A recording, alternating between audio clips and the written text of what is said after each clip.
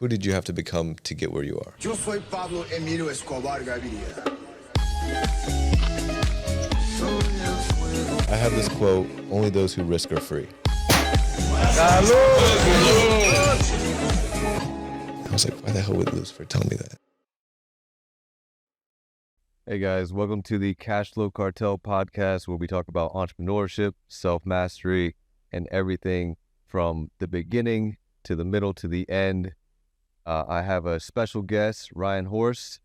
Just met him last night, had a great conversation. How's things going for you today, brother? Incredible. Happy to be here, man. Awesome. So let's just jump right into it, man. We had a great conversation and kind of want to hear where you were. Well, let's actually go into what you do now, and then we'll go into where you were before. Yeah, so currently I run a crypto consulting company where we're onboarding people into Web3. So that's crypto, NFTs, blockchain, DeFi, Bitcoin, all those fancy jargon terms, right? Mm-hmm. And we just bring them through our course curriculum and then educate them on what cryptocurrency is and how to take full advantage of the industry and how to make passive income with DeFi, so that you don't feel like you're just gambling. 99% of people just feel like they're gambling with crypto, but there's people, believe it or not, that are strategically investing. Yeah. So we teach people how to actually do that. And then I also run a nonprofit called Tampa Entrepreneurs with some of my closest friends. And we're building an entrepreneur community in Tampa, Florida. Awesome. Yeah. No, I've seen it a couple times.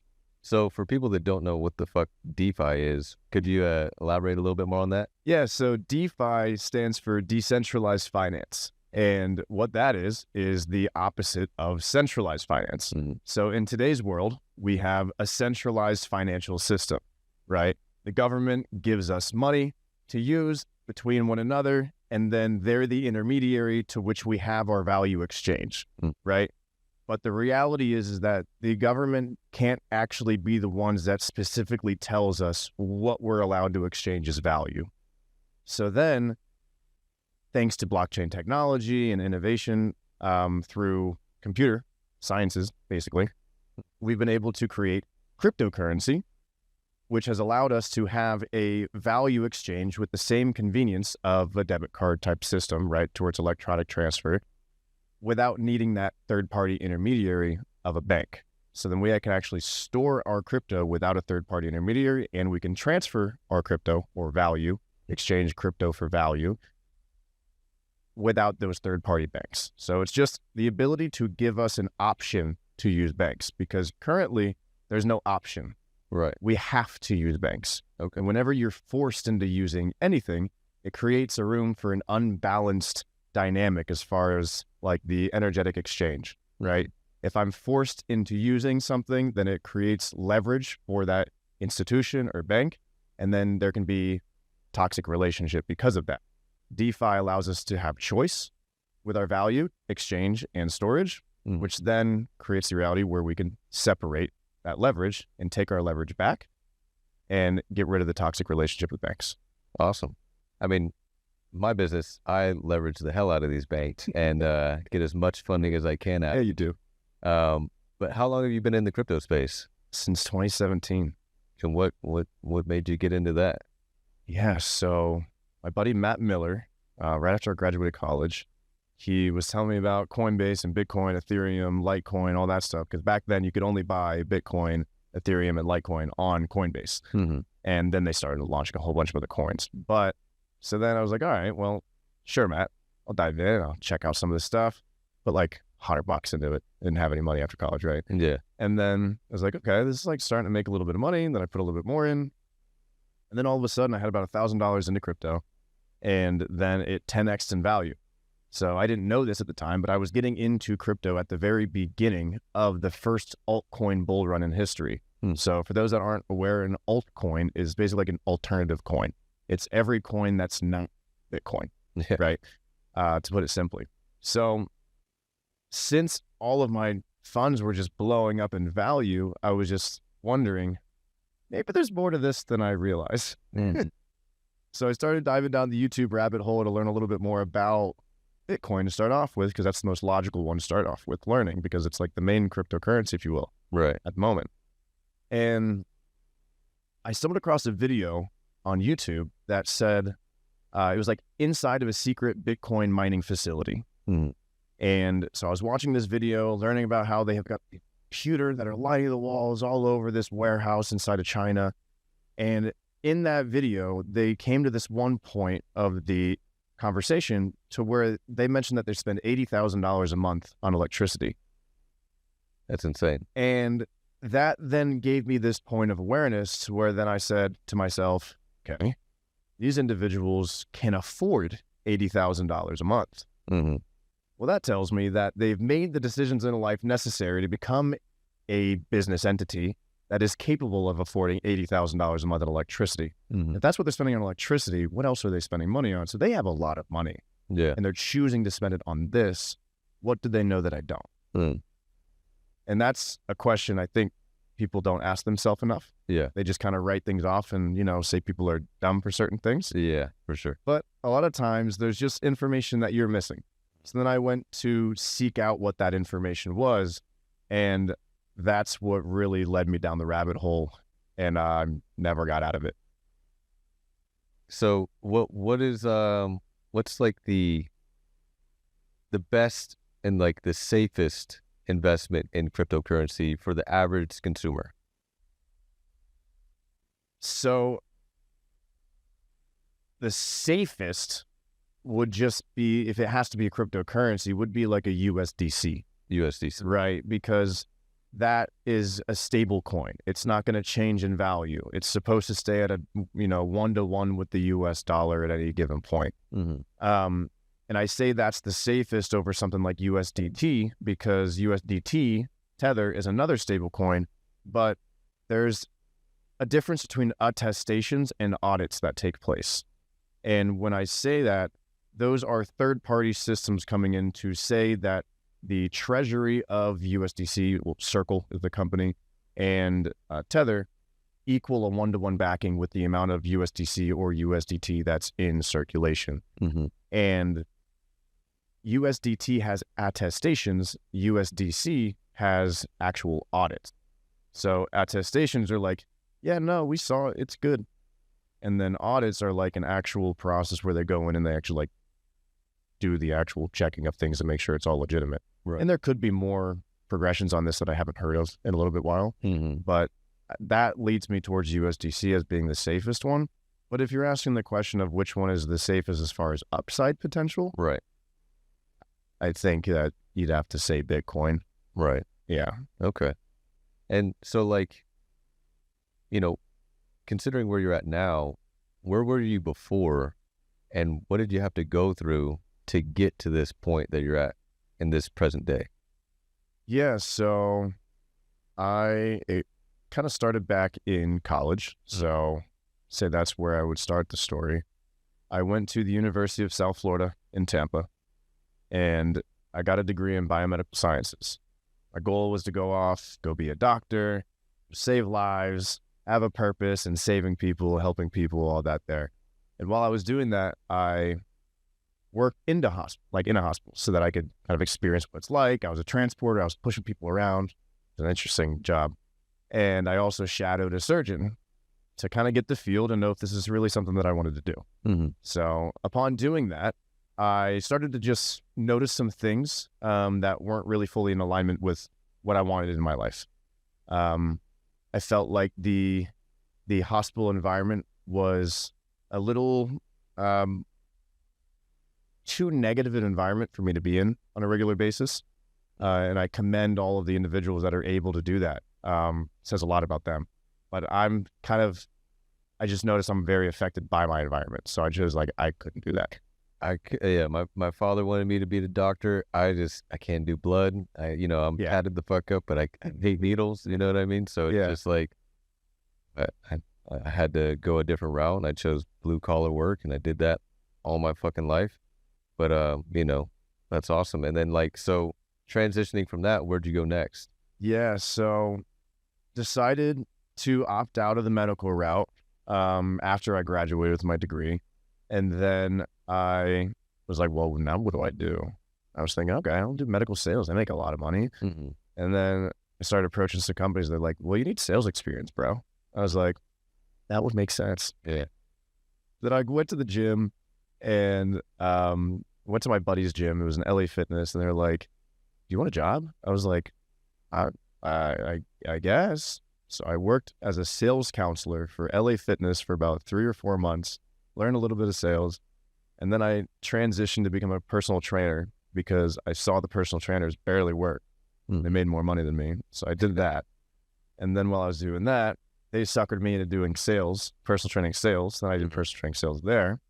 And then I was just growing that sales skill, which I didn't fully understand how important sales is in business, which logically it makes sense when you actually think about it. You're like, yeah, businesses solve problems with solution. Salespeople bridge that gap. Yeah. You're beginning in entrepreneurship, you don't fully make that connection. So that's kind of the route I was starting to go. And then I found out that if I was in the medical sales world, I would be always working. I wouldn't have the birthdays that I want to go to. I wouldn't be able to, it would control my life for the most part, except at least the role that I was looking into. And I also talked with someone that was in that role for like 18 years. And they were like, yeah, dude, I mean, get ready to miss, like, once you have kids, like all your kids' birthdays, Christmas, like, I was like, yeah, that's not really what I'm looking to do. So I was like, let's try this entrepreneurship thing. Yeah. Started a drop shipping company and didn't really work out the best. But then I took some of the skills I learned from that weren't revenue generating, such as like business automation and like Zapier and like creating chatbots and like all of that stuff. And I launched a marketing agency. Yeah. Really just freelance business automation and stuff.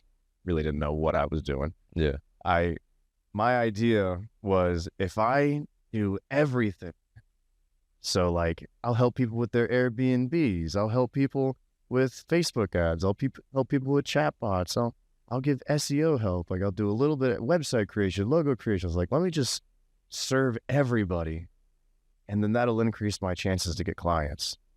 This is the worst idea. Well, no, In the beginning, I feel like everyone in the beginning going on that entrepreneurship journey has to try a little bit of everything to see what they're good at. And the reality is everyone doesn't realize it, but you're going to eat shit and you're going to fail.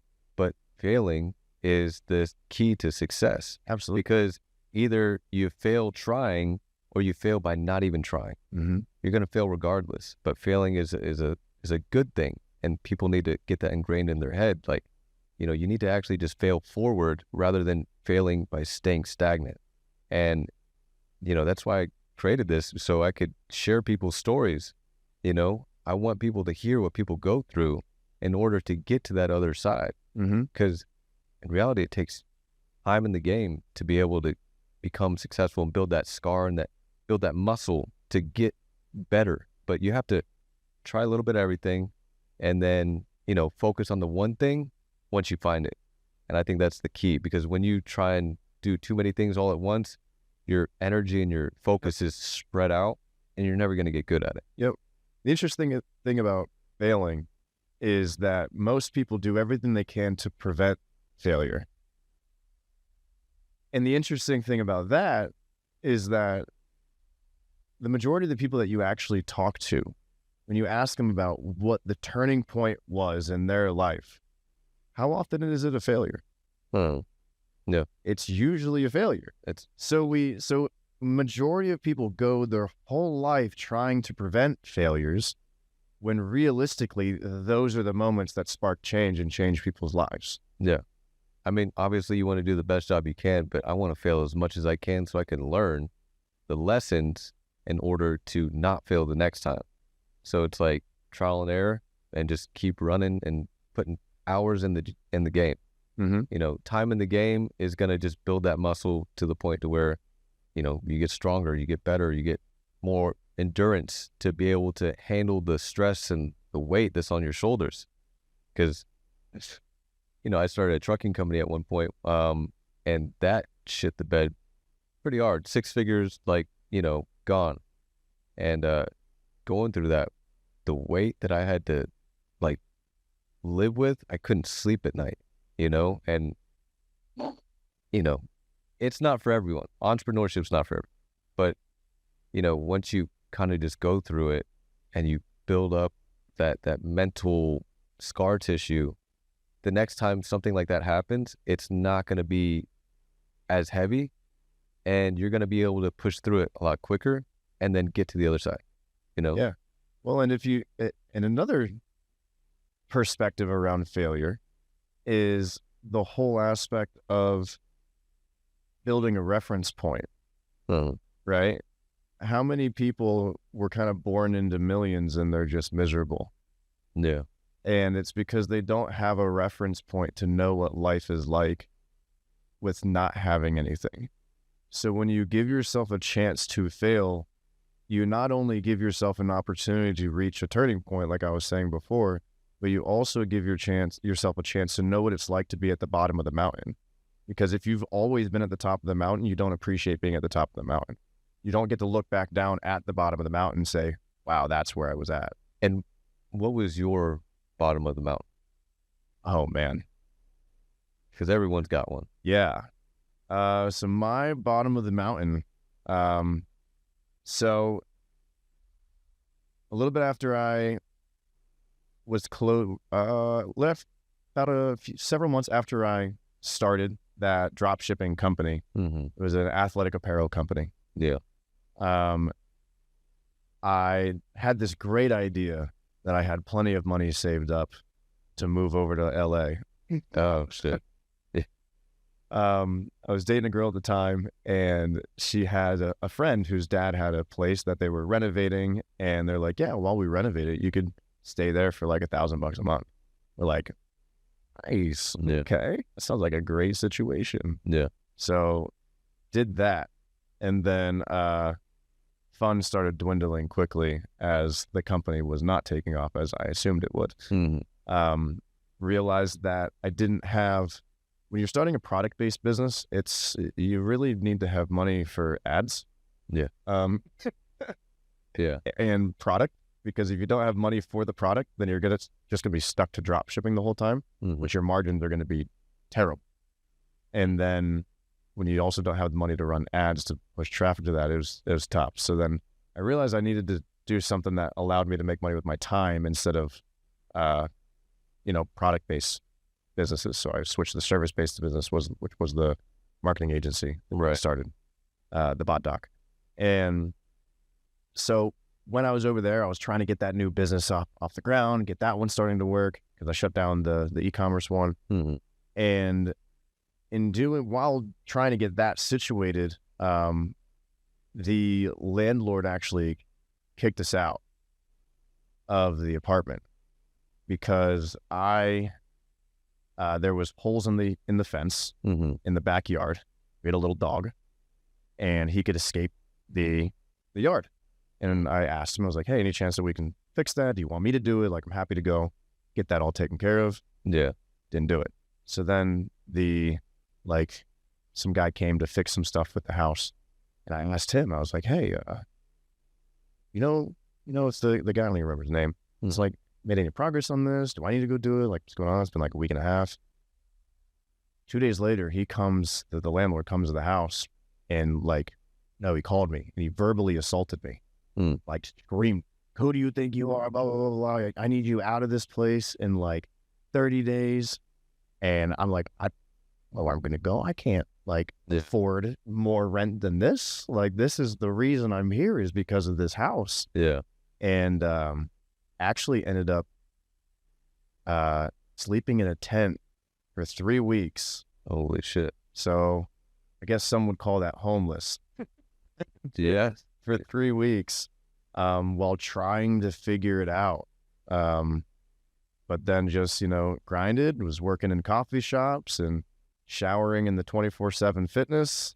And then eventually had some money come in to where we're able to get an apartment again. So that is definitely my lowest point, physically speaking, right? Because I was quite literally sleeping between two homeless dudes that are on two different campsites next to me. Yeah. But it was also one of the times that I'm the most grateful for, because like I said, it builds a reference point. So no matter what happens in life, I can always look back at that moment and say, bro, you were still happy while you were sleeping in a tent. Because I genuinely was. I was happy. How did you keep your mindset like that throughout that tough time? I knew it was temporary. There wasn't one bone in my body that felt like that was me. Oh, I knew it was part of the story. Yeah. So the whole, like, I literally have videos in my phone of me like filming like the tent area and like filming the shower and like almost like I'm building a documentary for myself because I knew it was temporary. I'm like, wow, how cool would this be that like this is where my journey went to. And if I have all this content of like, you know, me being homeless, how cool will that be? And like, how much will that be motivational for other people? So like, I would still be like visualizing in my mind, fucking doing shit like this, right? I would visualize having podcast interviews and speaking on stages and all of that stuff while I'm sleeping in a tent on an air mattress that I got from Dick's Sporting Goods. Yeah. And a little quick trick for everybody, go to Dick's Sporting Goods and you show them that the same product is cheaper on Amazon. They'll match the price. There you go. A life hack for everybody. But the thing that kept me from going insane is I didn't identify myself as that person. The minute that you identify yourself as the person that's in that situation is when you feel helpless. I knew I wasn't that. You'll never exceed your self-identity. Exactly. So that's awesome that you stayed strong and still had that vision of who you were going to become and didn't allow the situation to hold you back and keep you in that place. And there's moments, of course, when like, you know, I'm going on a walk, I'm like fucking smarter than this, man. Like, how did I get in this situation, right? Like, that should still happen. But that's a part of me, right? Like, I learned from one of my coaches that something called parts work, which is where you changed my life completely, where all of us have parts of ourselves. And there was a part of me that felt frustrated with the current situation. But there was also a part of me that knew that it was temporary and that I was just building my story. But the difference is that that part of me was a larger part of me than the part of me that was frustrated at the situation. Okay. Awesome. And then, so you saved up enough money, you got your apartment again, and where did you go from there? From there, I actually moved into like basically a college dorm room with the person I was dating at the time. Had to have been like 300 square feet, tiny. And we put one name on the lease because if there was two, then it would be like double the price for some reason. So I was like, I know how these college, you know, apartments work. They'll never know. We'll be fine. Yeah.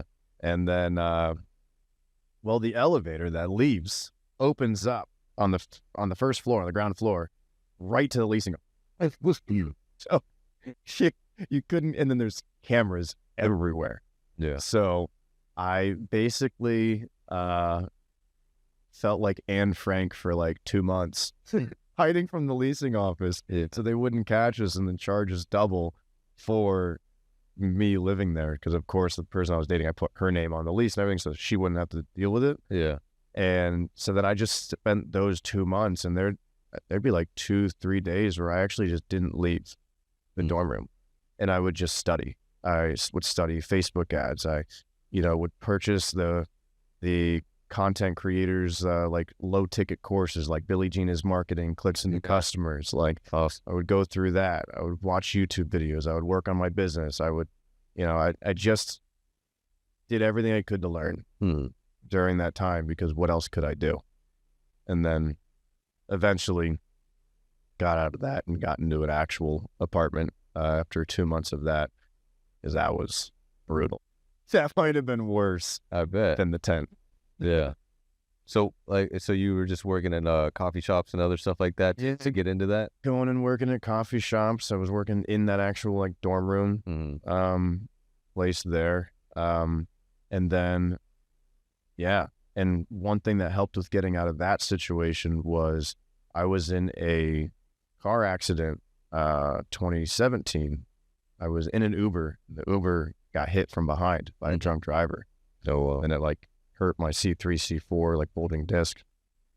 So I actually did have a lawsuit that went through, and I got some funds from that, which then allowed us to go over to a nicer spot. Awesome. So that's the full story wrapped up there with everything there. Then there for a little bit, and then back over to Florida right before COVID hit. Oh, so that was like, well, ended up staying at, so my parents have a lake house over in the middle of Florida. So they allowed me to stay there. Very blessed and fortunate to have, you know, a family that was okay with that. And I was trying to broker PPE deals for a year. And I would have multiple $1 million deals that were like coming across, you know, my pipeline, matching them with like princes in like different countries, and trying to connect like massive corporations with suppliers over in China. Yeah. Because my dad, he's been working with manufacturers over in China in the medical industry for years, like longer than I've been alive. Right. And so he had those contacts. So I was like, well, he has those contacts. I'll just find the other ones as we have the internet. Yeah. And I was trying to broker these deals to go through, because there was millions of, I don't know if you know people that were in that PPE brokerage type world. Yeah, I know two people that were actually doing that. I don't know if they attempted to do it, but I don't know if they actually closed any of the deals. But yeah, dude. I had heard conversations about that. I worked on and off with that for about a year, and which then took time away from my own businesses actually, because I was trying to start another company called Bot B&B at the same time. Which big lesson: don't do more than one thing at a time if the other thing isn't already running and operating on itself. Yeah, exactly. But yeah, I did that on and off for about a year and only made about $1,500. But I had multiple deals that were like ready to close, and one of them I even like drove all the way down to Miami. So I live in Tampa, and I drove down to do proof of life, POL. Which is just to go there and get a video of the actual product. It was vinyl gloves, which were a hot commodity at the time. Oh, yeah. And then I got there, and then they wouldn't let us in to actually see the location, because another brokerage company had come by and showed proof of funds that was the same proof of funds as ours, but we just had the same company that we were brokering for. So they wouldn't let us go in to get the proof of life. And then another company came in that had a different proof of funds with a different company. They allowed them in to get the proof of life, and then they purchased. The guy sent me a picture of the guy that was buying, and I'm sitting here like, I finally had one. Yeah. So that was another low point. Not just that one in that specific situation, but that whole time of like that high of, I'm about to make millions on this deal, to not. Yeah. That probably happened about 20 times over the course of that year. Oh, yeah. So just a constant, and then you start to feel like, is anything ever going to work? You know? And yeah.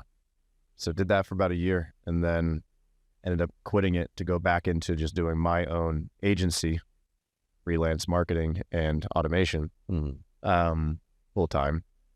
Had my best month ever, which was like about $6,000. And then realized I didn't like it. What was it about it that you didn't like? I didn't have anybody that was working for me that could do the client work. It was just me. So then when I got clients and I was working with them, I would be so focused on trying to work on their business that I wouldn't be able to work on my own business. And then I was trying to find somebody that I could trust to work on their business. I just didn't find that person. And then I was like, well, I don't even know where to find that person, because this was back when I didn't know any other entrepreneurs. I wasn't well networked, which was the two things that I would change in a heartbeat, by the way, is get a mentor sooner. Yep. And start networking sooner. I didn't realize the value of networking until I started networking. Yeah. I preach that all the time, is get a mentor as soon as possible. Oh my gosh. Like, YouTube videos don't do it. I mean, you could learn the information, but to have someone that's doing it consistently and kind of guiding you and like almost holding your hand throughout the process, that's like, and then giving you that positive reinforcement, like, okay, yeah, you're doing a good job. Like, you can do this at a high level. You just got to do this, this, and this. And then the other thing is like, you know, that's one thing that I struggle with, that you were talking about, is like finding someone else to work for you and do the business like how you would do it. You know, I struggled with trying to find someone that would uphold the same quality of service that I put into each and every one of my clients. And, you know, it was hard to give that hour to someone else. And I just recently did that, and it's, you know, thankfully I found the right person. But man, you know, it's like a weight lifted off your shoulder. Game changing. Yeah.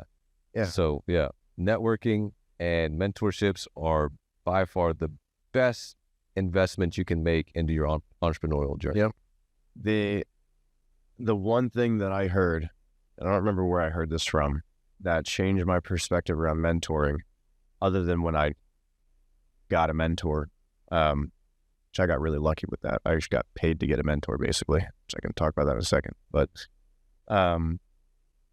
people don't get mentors because they don't know the answers. They get them because they don't know the questions. You don't know the right questions. Yeah. Damn, that's a steep mic drop right there. Yeah, because you could go on YouTube and type in all the questions that you want. But if you don't know the right questions, you can't do that. You gotta kind of shift your mind a little bit, shift the perception of the situation, or to see it from a different point of view. Exactly. And that point of view will allow you to expand and actually see the correct way to go about it, rather than the answer. It's like the way to go about it, you know? So that's a good quote. Yeah. But then I went and, right when I was feeling like I needed a change from that marketing agency, I got an email from this guy named Tanner Chittister. I think I've heard of it. You have? Yeah. Really great dude. Him, his brother Benson, all those guys, incredible people. And same day that I got that email, the person I was dating at the time sent me a link, like a screenshot of the same exact thing. And I was like, all right, well, I'm a big believer in nothing happens on accident, right? Like everything happens for a reason. So I was like, all right, I feel like I'm supposed to pay attention to this. So I bookmarked it for a while. I was like, I'm not working for somebody else. Yeah. Yeah. And then eventually I was like, you know what? Let me look into it. So I interviewed for it, and it was a business coaching position. So Tanner owns a company called EliteCEOs.com, and it's business coaching and consulting. So they bring people on that want to start an online coaching and consulting company. Perfect, because I've known I wanted to be in the online coaching and consulting agency, or online coaching and consulting world, for a while now, just because I saw the leverage, right? I can film videos and then people pay for those videos. Like, that is super scalable. Oh yeah. So I was like, that makes like the most sense out of anything. Like, what, 99% profit margins was on that. But so then when I saw that, I was like, okay, let's give it a chance. And then ended up, they brought me on. And then I coached, they mentored me to fill in the missing gaps of what I was missing in the entrepreneurship, my entrepreneurship journey. And that led to me gaining the confidence necessary, is really the big change, because I was jumping on coaching mentorship calls with individuals that were in their 40s and 50s and coaching them on how to start their own coaching and consulting company. And I'm helping them go from 0 to 10K per month, and then up to 50K per month, up to 100K per month. And then they're coming to me and telling me that I'm changing their lives. Like, sitting me down and saying like, hey, I want you to know that, like, because of that one phone call that we had where you just told me to do this one thing, I just made $50,000. Yeah.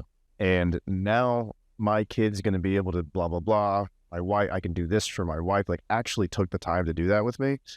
One of the clients, I was like, nothing's ever going to be the same again. It's powerful, and I love that. I love stories like that. I have a clients that are a real estate couple, and they were one of my first clients when I first started doing funding and consulting and stuff like that. And I helped them get $103,000 in the first round of funding. And a year later, I checked in with them. I was like, "Hey, so I'd like to get a testimonial. How are you guys been doing?" And they said, if it wasn't for you helping us get those funds, we wouldn't have been able to last our first year. Like those funds helped us get through our first year in entrepreneurship, and they went through another second round of funding. And then, the husband quit his job. So he went all in on entrepreneurship, and to have that impact of like, you were able to free someone from the 9-to-5, like slave mindset, and then get out of the rat race and really do it for themselves. That's a powerful feeling, dude.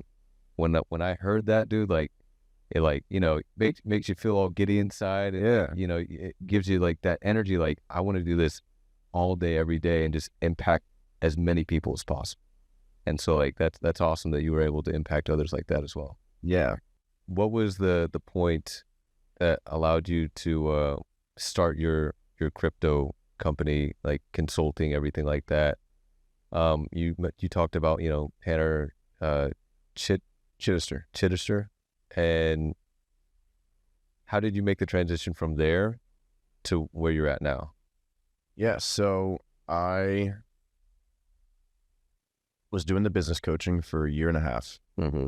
And while I was doing that, I started Blockchain Insight Group with Yoni, my business there. Mm-hmm. He's a mad scientist with crypto. He's the secret sauce. I'm just a guy that explains it all. Okay. To people like they're 7. Yeah. And you have to nowadays. And the business bind. Mm-hmm. And started that while I was working with them. They knew I was working on it and everything. And crypto was hot. Like it was the easiest offer in the world because everybody wanted to learn. Mm-hmm. So started off with just getting like a Telegram group together. My buddy John also helped out with that, and got people in because I just started posting on Instagram. I was like, "Hey, I invested in this coin and it went up 300%. Don't you want to invest in coins that go 300%? Yeah. Join my Telegram group and we'll show you what we're doing before we do it. Yeah. And then you can also be part of that run up." Mm-hmm. And we started put together the bare bones for what the community is today. Charge people like $10 a month just to actually get the confidence to know that people will pay for that. Right. And then eventually switch that over to a Discord community. In my perspective, if you're going to build a Discord community, I think that a Telegram is kind of like the minimum viable, product for a Discord community. There's less management to do. There's no roles. I guess there's channels now with Telegram. So do you prefer starting a community, what are some actionable steps to get to that point? So like you said, you started on Telegram, but would you have changed that and just started on Discord from the jump, or No. What would you have done? No, I would still have done the way that I did, because you have to think about from a user experience point, you have to build something that makes people want to put in effort to learn how to use it. A Discord is better user experience for individuals once they are in it, Mm-hmm. and once they know how to use it. But at the beginning, you jump into a Discord server, it's like you just jumped into a new country and you don't have any Google Maps, you know? It's like you're like, where the hell do I go, right? Right. It's a little overwhelming. So now of course, you put in systems in place like walkthrough videos and everything to like guide people through and teach them. But when you go into a Telegram, you know what you're getting. You jump in, says what the name of the group is, and then you either can talk in it or you can't talk in it. And there's not all these other like variables and things. It's more straightforward. Right. So in the very beginning, and you're getting people together just to kind of have conversation. They know very quickly what the experience is supposed to be, and they don't really have to learn the process. So we use that because if people aren't communicating, then you don't really have a community, right? So we kind of use that. Actually, no, we didn't actually let people talk in the Telegram group.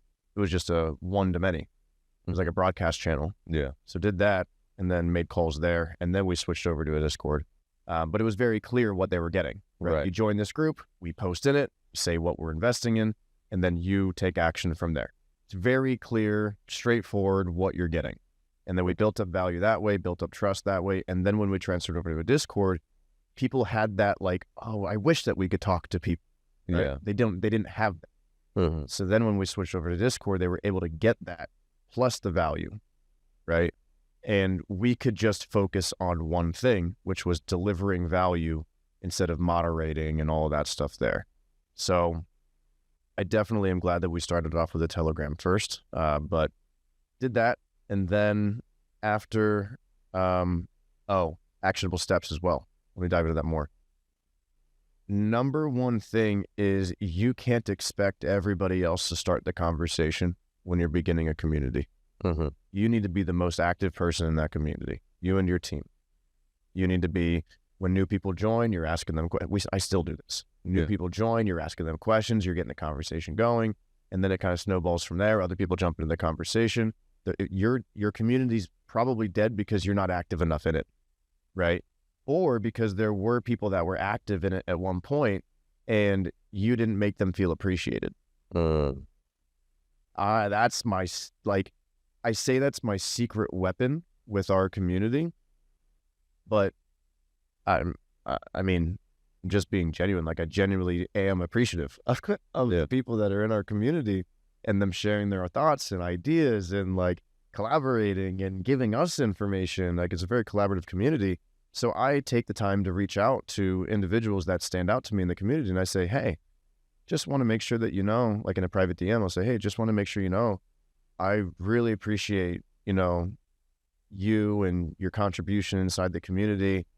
And then I'll give them an actual moment in time that I point out. I'll say, like, for instance, when this person asked this question and you jumped in 5 minutes and answered it, and you gave an incredible thought out answer. And I just want to make sure you know that it doesn't go unnoticed.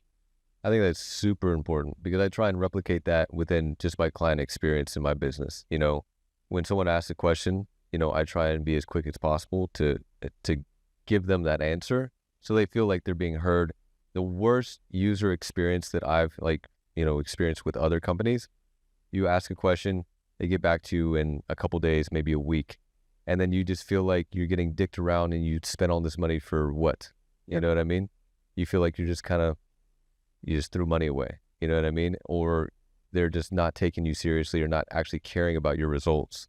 And I try and give my clients that time of day to where, you know, sometimes I'm busy, you know, but I try and be as thoughtful as possible to be like, hey, here's the answer.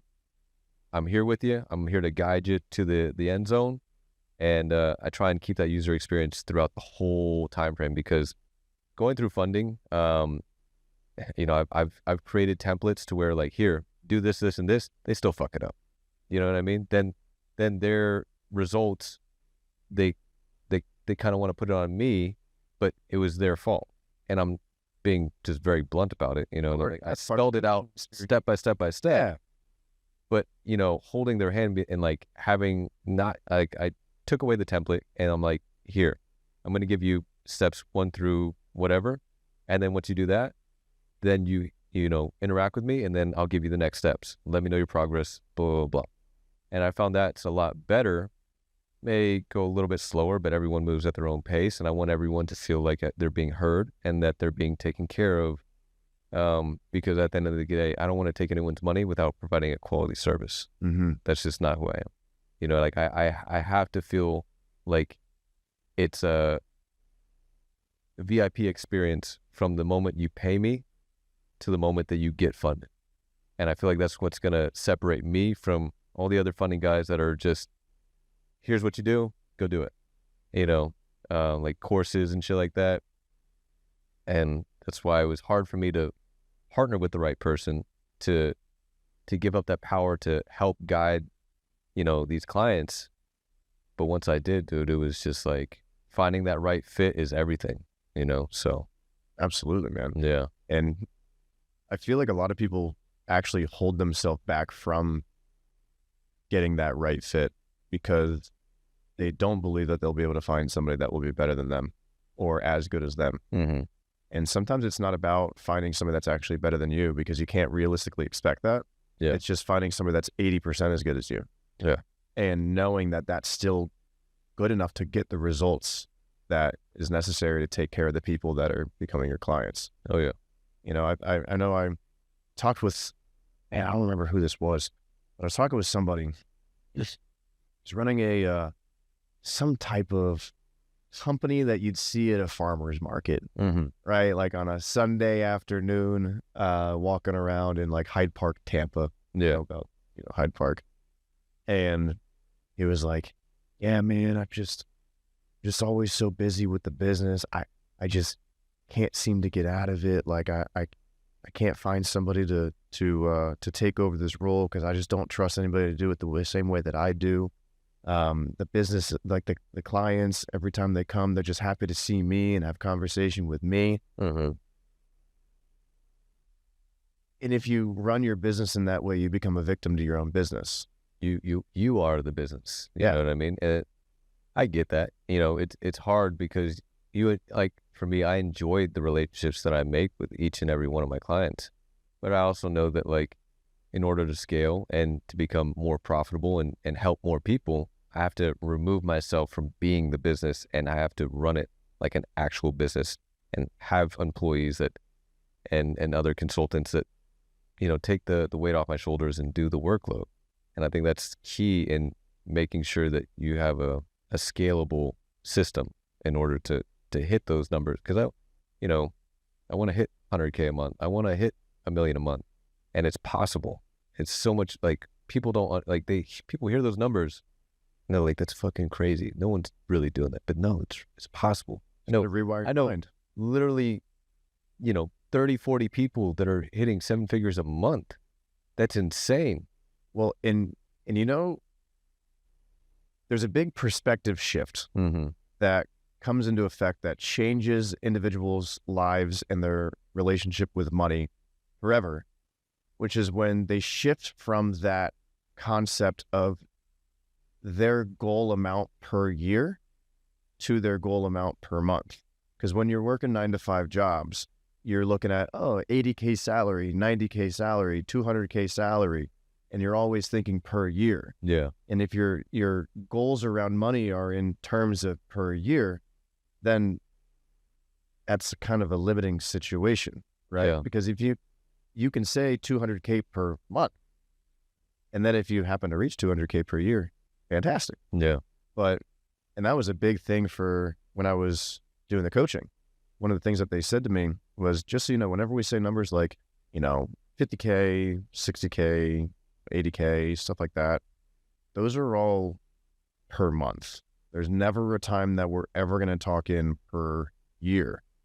And with me, I had like 1 month of like my $5,000 month coming into that. And I was like, oh, okay. Yeah. Yeah. So then every goal I set from then forward was always a per month goal. Yeah. And I think that that's a big money mindset shift to have. Yeah. When you're reaching, financial goals for yourself. Even breaking it down to the day, like how much do I need to make per day in order to reach this dollar amount per month? And then, what does that equate to per quarter? Then, per year, breaking it down to, the macro and the micro and everything like that. I think that's super important to expand your mind that, 100K a year is not shit. Yeah. You're basically still below the poverty level. Like in today's day and age, like you're not doing that much. And a lot of people, the average, consumer and everyone, like they're making like what, 40, 50K a year. And it's sad. And I want to be able to help people, inspire them to take that leap of faith. It's not for everyone.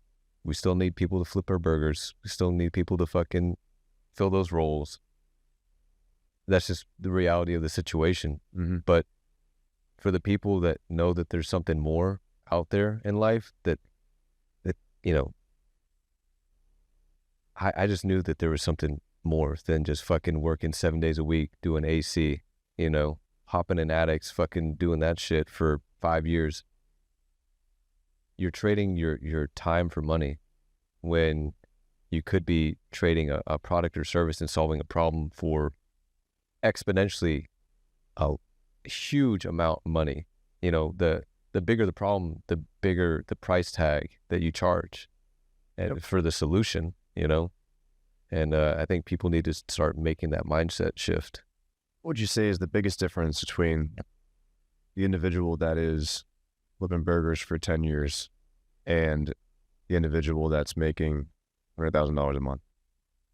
The individual that's flipping burgers is comfortable. They're okay with that. Are they? They if they weren't, they would try and figure out something else, you know. Some people, you know, sell drugs to try and make supplemental income, you know, and I did that when I was younger. But Hashtag entrepreneurship. Yeah. No, I mean, dude, it's like an early step of that, but I don't recommend doing that. Like, you're paranoid all the time. You have anxiety. You're always looking over your shoulder. Like, the reason why I stopped was, like, you know, I was getting packs in from, you know, Oregon, and like, I was driving. I just got a pack in, and I was driving, and I looked at the clock. It's 9:11. I look up after I look at the clock, and there's a post office right there, and 4 green team. If you don't know what green team, like, you know what the green team is, Tampa. Green team? The drug narcotics unit in Tampa. Oh, no. Anyway, so they're searching a car in the post office right after I, like, saw the clock. It was 9:11. Look up. I just got a pack, and I was like, okay, if that's not a fucking sign, I don't know what is. So I was like, I'm done with that. Still kept working blue collar work, and then I just got tired of it, man. I was breathing in rats shit and insulation at 2 a.m. Fell out of a fucking attic, and I was just like, done doing this. Racked up $40K in fucking credit card debt. Went into masterminds, mentorships, courses. Half of them were a waste of money, but the ones that weren't, that was everything I needed to get to where I'm at now, you know? So I just want people to realize, like, you're gonna fail, and you're gonna go through speed bumps, and you're gonna go through highs and lows and ups and downs, but if you continue to put your time in the game and continue to try and get better and find that one thing that you really love doing, you're gonna make it, you know. Made you decide that you were going to start investing in mentorship programs and everything? I wanted to learn from someone that was already doing it. I'd heard someone say, you know, if the person's not living the life that you want, then don't listen to them. So I was like, well, let me listen to Ed Milet, Andy Frisella. They have amazing lives, have amazing companies, and they're pouring their heart out on these podcasts. And I would just listen to their podcasts over and over and over. Then I started seeing people on social media blow up, and they're just talking to a camera, making a shit ton of money. I mean, a lot of it's a facade nowadays. You know, people are faking that shit to make it. And sometimes you almost have to fake it to make it, in a sense of, like, you have to become the person before you actually are the person. Yep. So you have to change your identity in your mind before you actually are that person. You're talking about that. And some people just don't get that. And I saw a couple mentors out here in Miami, and then, you know, some across the other states, and here's my card, take my fucking money, let me learn as much as I can. Went through all their courses, I did wholesaling for a little bit. It took me 9 months to get my first deal. I had to Uber the guy. He was living on a nature preserve. I had to Uber him from the nature preserve to the title office just to close the deal. I made like $1,000, but it was proof of concept. I was like, this fucking works. Made money. Yeah. I was like, holy shit, I fucking did It it. would have been $100. It could have been fucking $1, but it was the proof of concept. Like, wow, I got paid for doing this, you know? And it wasn't from an employer. Yeah. And I was like, okay, so this is real. This isn't just like them like making this up. And eventually I just got burnt out with wholesaling, man. That's a whole nother ball game. Like, you need a lot of, in reality, I think you need a lot of money to put into ads and get leads and stuff like that, and like just source that to get the good juicy deals, and you need to get better at closing, stuff like that. I just wasn't there yet. Went into insurance, and I talk about this in my other podcasts. It's like, I found an insurance agency, everyone's driving G-Wagons and Range Rovers and all this shit, and I'm like, damn, dude, they're fucking killing it.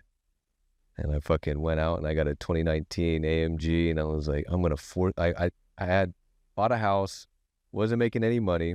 I just got my license, everything like that.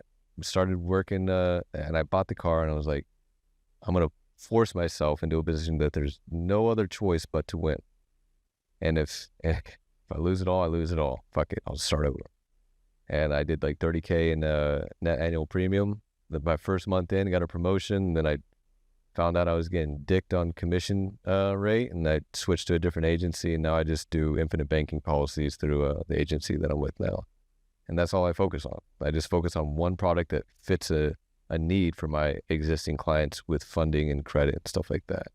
So somebody goes to you and gets, say, $100,000 in funding. Mm-hmm.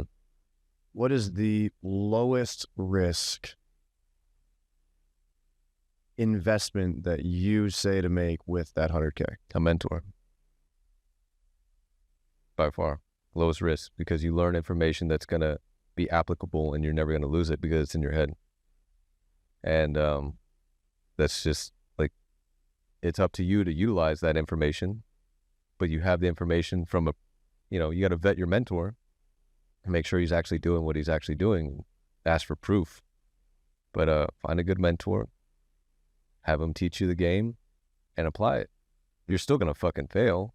You're still going to make mistakes, but at least you're not going to make as costly as mistakes, and you're not going to make as many as mistakes as if you just try to start it on your own. Yeah. That's my wholehearted belief, that the first thing you should do is learn from someone that's doing what you want to do. I fully agree. And it's interesting because one of the reasons I didn't get a mentor right away is because I wanted to do it on my own. Yeah. Right? I wanted to be able to say that, oh, I did this. If you are still doing that, if you get a mentor. But there's one thing that I thought of, which completely changed. I literally had one thought that completely shifted that entire perspective around mentorship and getting help, which is that when the LED light bulb was invented, they didn't have to invent a whole new light bulb in order to invent the LED light. They just built upon the already existing framework of how to make a light bulb. Yep. Right? And same thing with, any form of furniture. They didn't try to build a completely different type of furniture or chair or anything. They just made a slightly better chair. Yep. Right? They just improve upon what's already there. So society is built in a way that it constantly compounds on top of itself. So by trying to go at things alone and not having a mentor, you're actually going against the order of how the universe is actually supposed to operate. You're supposed to learn from people that have already done it, or else you're just kind of trying to go back and invent a light bulb that's already been invented. Yeah. And now you're not compounding your knowledge in a way that's actually being productive towards the way society's supposed to grow. Yeah. And I mean, sometimes you get lucky and mentors just take you on as, pupils for free. Or they pay you. But, I think you can still access high level people, but in a different way, by absorbing their information through podcasts and what they pour out for free for like public information. But it's up to you to absorb that information and apply it. So I would love to aspire to be like Tony Robbins, Ed Milet, or Andy Frisella and be a speaker. That's one of my dreams, is to be able to speak to hundreds, if not thousands, not hundreds of thousands of people and be able to inspire them to get to that next step and start their journey, and then, you know, get to their dreams, to that vision that they see for themselves.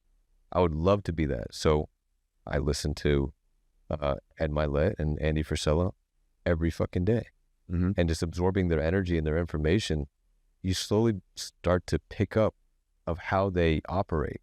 And, you know, it's not always like what they say, it's like how they say it and what they do, you know, like, but a lot of like what they say is very valuable as well, you know? So just dissecting exactly who they are, what they do, and what they know, and absorbing it and applying it to your own life. I feel like that's one of the best ways that you can have a mentor for free in the sense.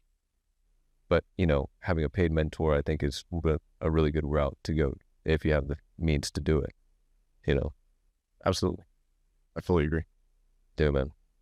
I think we're getting a little late on time, but what are 3 books that you recommend that you think everyone should read to start, or to just have that knowledge to get to the next level?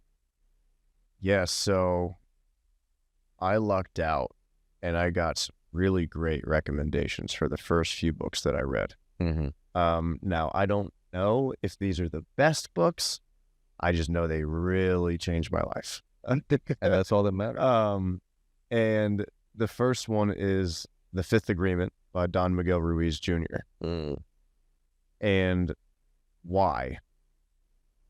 The reason why is because it talks about a lot of the things that you're told as a child, such as things like always do your best, don't assume, all these different like basic rules of life. But they're never fully explained to you in detail from a way that it comes from like a conscious perspective to really make you understand the significance of them. Okay. Right? Yeah. So always do your best. Oh, because if you don't, you'll learn to not trust yourself. Right? That's a small part of it. Right. And it also talked a lot about perspective and like how, you know, a couch is only a couch because we named it a couch. Right? Yeah. And now extrapolate that concept and that we all just made all this shit up. Yeah. Realistically. Most right? definitely, yeah. And now it's all perspective driven, everything that happens in our life. When you realize that when everything that I see and then I interpret from my perspective and then voice it out to you, you can't fully judge it, the situation and know it 100% from my perspective because you haven't seen my perspective. So having grace for other people in their actions and how they speak and everything, because you don't know what their perspective is, because their perspective has been built up over time because of all the experiences that they've had. Right. And that perspective has shaped their thoughts, and those thoughts have shaped their beliefs, and then those beliefs are what dictate their thoughts and now their perspective. It's like a chain that goes down and then comes right back up. Right. So the book talks about some of that stuff. And when you understand how important perspective is and that your perspective truly is the lens at which you see the world through, and knowing that somebody else's perspective could be completely different about the situation, you know, I feel like it took away my ability to just be like really that frustrated and angry at other people's actions, truthfully. So that's one, The Fifth Agreement by Don Miguel Ruiz Jr. Second one is Influenced by Robert B. Cialdini. Okay. Psychology of Persuasion. Tons of things in that book where it's a marketing book, but the interesting thing about marketing is it's all about brain and psychology. Right. And the interesting thing about marketing is that you're typically trying to figure out how other people's brains are going to operate so you can speak to their minds in the way that could most effectively get them to take action on a specific topic or educate them enough to want to take action one day. Right. Well, while you're doing that, you're also learning about your own brain. Yeah. And I could pull one example from that, which was it talked about a lot of the different biases that we have. And one of them is the consistency bias. And it's that people naturally are inclined to want to be consistent. Well, why is that? Well, because somebody that's consistent is somebody that would be considered reliable, right? So if you always know that I'm always on time, it's reliable, and that's safe, right? It's like from the brain's perspective, I know what to expect from you because you're consistent in XYZ. Some of these things that are consistent are bad things. Yes. Like, oh, he's always 10 minutes late. Yeah. Right? There's still a safety in knowing, right? Because there's not the unknown of, oh, I know he will be 10 minutes late. Mm-hmm. It's not a good thing. Yeah. But now your brain has gotten into the realm where that's the normal to be 10 minutes late because there's really not a lot of repercussions from it that you're aware of. Right. But being aware of the consistencies that we have in the patterns, right? So like one was I grew up and I didn't read books. One of the reasons for that is because, you know, I love my dad. My dad doesn't read books. Mm-hmm. He was always like, why would I read a book when I can watch a movie? Yeah. And my mom always read books. Yeah. But, you know, I was like, yeah, that does make sense. Why would I read a book if I could just watch a movie, right? So then I didn't read books growing up. So then right when, like, you know, it started, I was in that personal development phase, watching all the YouTube videos, all that stuff. People like recommending all these books, change their life and stuff like that. And I was like, none of these books have movies. Soft. Yeah. So then I realized that I had to read books. And then I noticed that when I was at home, like I didn't actually want my parents to see me reading books. Why is that? Because I was trying to be consistent. Oh, interesting. So that's another example where I noticed the consistency bias. Because of reading a book, I noticed, and this happened, you know, while I moved away over to LA, when I'm out of the environment that I was in, I created the consistency. When I was over there, I had no resistance to reading books because I wasn't in an environment that I was used to being consistent with a certain trait that isn't actually progressing me towards who I want to become. Mm-hmm. So then when I moved back, I noticed that trait popping up. And I was like, I fucking read about that. So that marketing book allowed me to be a lot more conscious around that, and then also explore other areas where maybe I'm being consistent at a fault. So those are two. And then, oh man, what would be the last one?